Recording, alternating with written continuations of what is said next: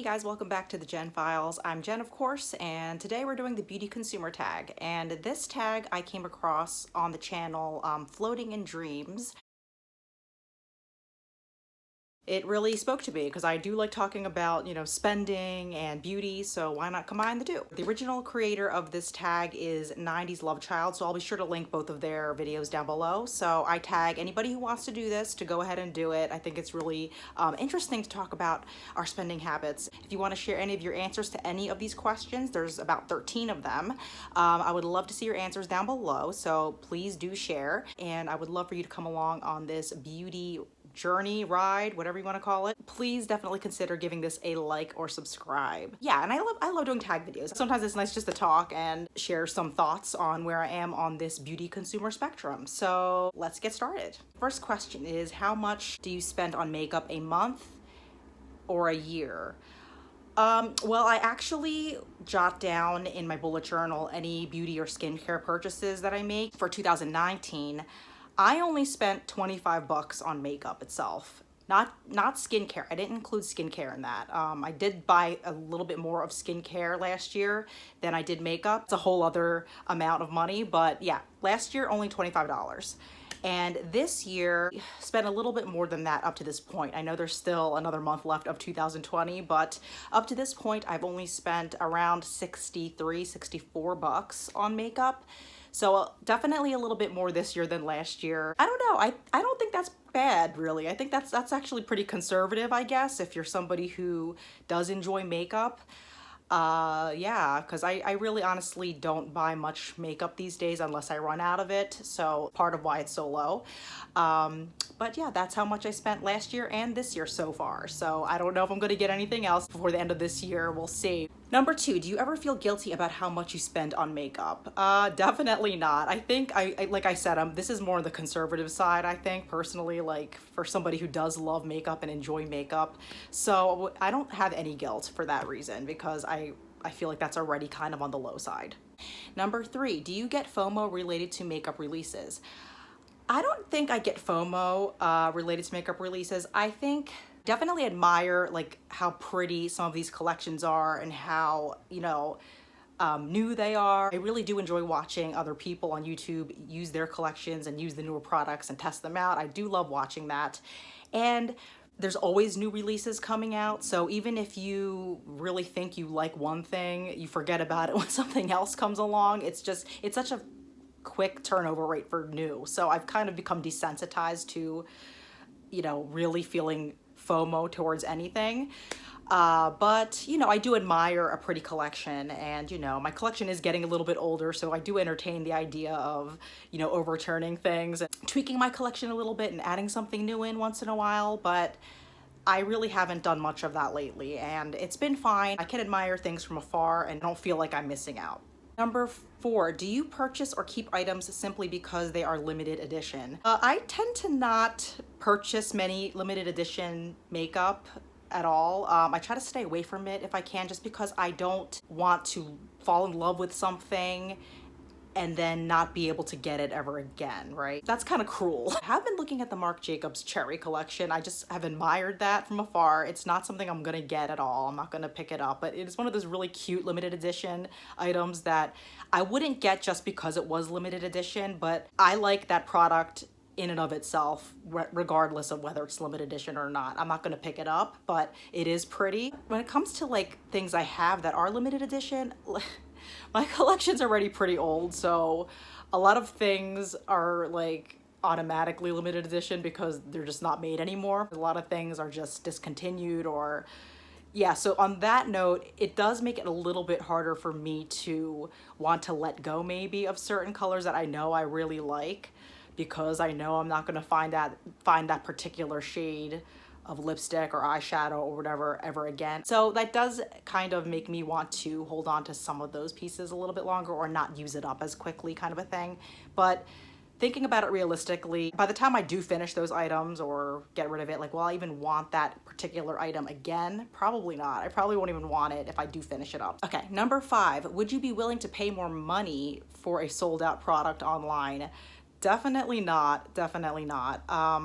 Like I've said a couple times already, I don't really buy makeup as it is these days as much, let alone products that are jacked up in prices because they're sold out. There's never been anything, any makeup product, anything that has been sold out that hasn't come back in stock that I couldn't wait for. You know what I mean? Like, I've never been in a rush to get anything, like seriously, so I can wait, it's no big deal, and I definitely would not pay more to get those items. Do you wish you could spend more or less? On beauty, no, I don't think I want to spend any more than what I'm already spending. I'm happy not spending as much right now, and I'm not looking for more money to buy more of the things. You know what I mean? Like, I'm not wishing I had more money so I could buy more beauty. That's not really a goal of mine. And I don't really wish to spend less either, because I think I'm already spending not a whole lot on makeup as it is. So to spend any less, I'm kind of already, in my opinion, spending like near the bare minimum for me. So I can't imagine, like, and that's just getting things that I've run out of, things that I need to replace. This isn't like fun makeup or anything. It's literally like I ran out of a concealer, I ran out of a foundation. Those to me are essentials for my makeup usage. So I like how much I spend on it. I'm not looking to spend any less or any more. I'm pretty happy like where I am when it comes to what I'm spending on it at this moment. Like, I do sometimes miss the days when I did buy more makeup, you know, because I think back to the days like, you know, when I lived at home and when I had more of that disposable income, you know, I didn't have a mortgage and I didn't have my own family, like, and I always think back with nostalgia on those days and how much fun it was to buy makeup at a more frequent level, I guess. You know, I was growing my collection, I was exploring makeup a little bit more back then. I think very appropriate for where I was at that stage in life. So I don't regret or wish, again, to be spending that much these days. Where my journey, I don't know if you like that word, journey, but where my journey is now with makeup, it's a little bit different. It looks a lot different. I'm quite happy with where my money is going right now, and that not all of it goes to beauty. So yeah. Number 7, do you feel compelled to buy something when you see it in someone else's collection? I will always make a note, a mental note of products that look interesting to me, you know, that many different people are saying that they enjoy and like, because, you know, you never know when you're going to want something like that. And I always keep a little backlog in my head, and I, you know, admire the products as I see other people use them.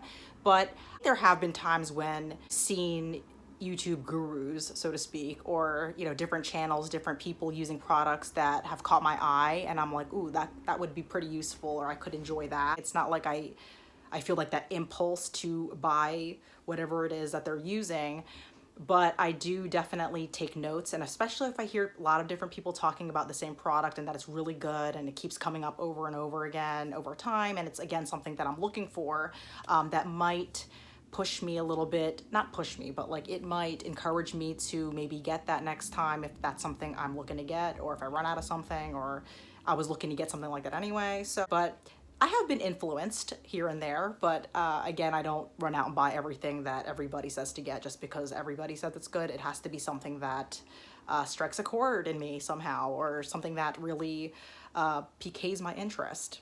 Number 8, do you buy more during the holidays?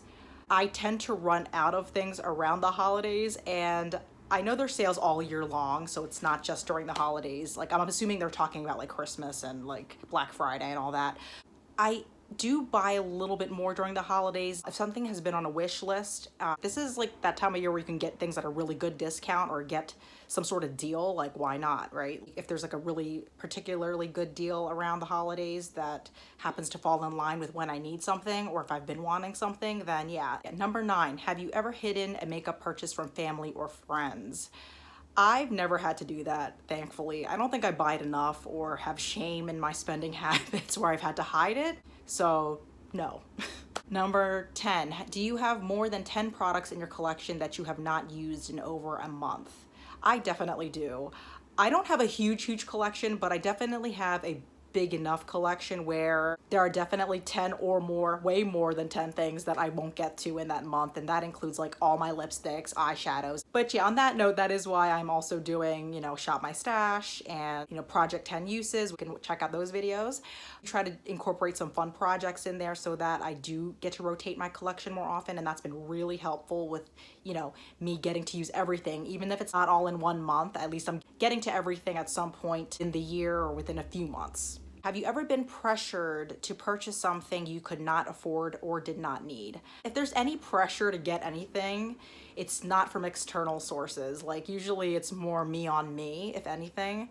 I would never pressure myself to get anything I couldn't pay off or that I didn't need. I don't really think that way. If I really need something that's a little bit more expensive, I will budget for it or make sure I have the funds for it somehow. I don't just kind of make myself do something that's really beyond what I can afford. Thankfully, I don't know people that would make me pay for something I couldn't afford or didn't need. But I do know I will spend a little bit more on something if it's something I know I'll really enjoy the experience of using it. If I feel like it's not gonna benefit or value my life in any way, I just won't buy it. Like that's just no matter what it is. 12, do you purchase makeup for collector reasons? I do not purchase makeup for collector reasons. The only thing, I mean, I don't know if this counts, but I do like to have a more varied collection of different shades of things, like different shades of lipstick. I do like to have a wide range of eyeshadow, like finishes, textures, colors, hues. Not to like a point where like I'm not using any of it, or if colors don't suit me, I just want to hoard colors. But I do like to have a collection in that sense. But if you're talking like completing a collection, like I don't need to have all of the Urban Decay Naked palettes, for example. And I don't think I have anything in my collection that really is that type of a product where I bought a few in a series or a few in a set or anything like that and I just have to finish it off. If I happen to have a couple of things that are from a certain collection, that's just by coincidence or because I like the color. It wasn't just to have it to complete the set. I can see how some people do that and like that means a lot to them, I guess. I don't have any of the Urban Decay Naked palettes, but I could understand maybe like if you really enjoyed the 2 or 3 that you had, tacking on to that, maybe you'll probably really like the other ones if you think they'll look good on you. I can see that kind of a thing, but overall, that's not the kind of collecting that I do. I do have a collection of makeup, but I don't buy it for collector reasons other than having a variety of color and finishes and shades and stuff like that. Number 13, in your makeup journey, have you become more or less consumeristic? At this point, I definitely would say less consumeristic, not just with makeup, but like with everything. Definitely did spend more on things, and makeup included, like back in the day, like in my 20s, you know, and I was trying to experiment a little bit and figure things out, which is, I think, completely normal. But these days, I don't really, I mean, it's not like a focus for me anymore to buy things as much as it is to actually use my things in their entirety or, you know, just be happy with what I have and use what I have for the most part.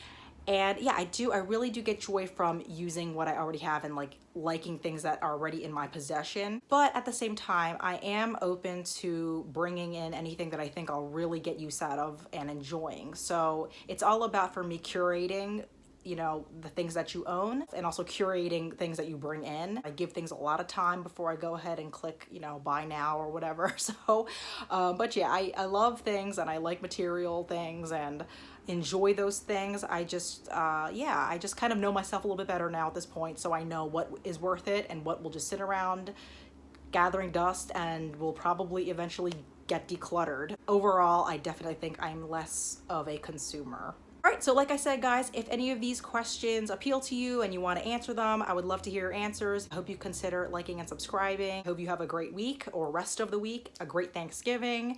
And I'm thankful for all of you that are here that made it to the end of this video. You guys are awesome. I appreciate you so much. Enjoy your holiday, and I will see you in my next video. Bye, guys.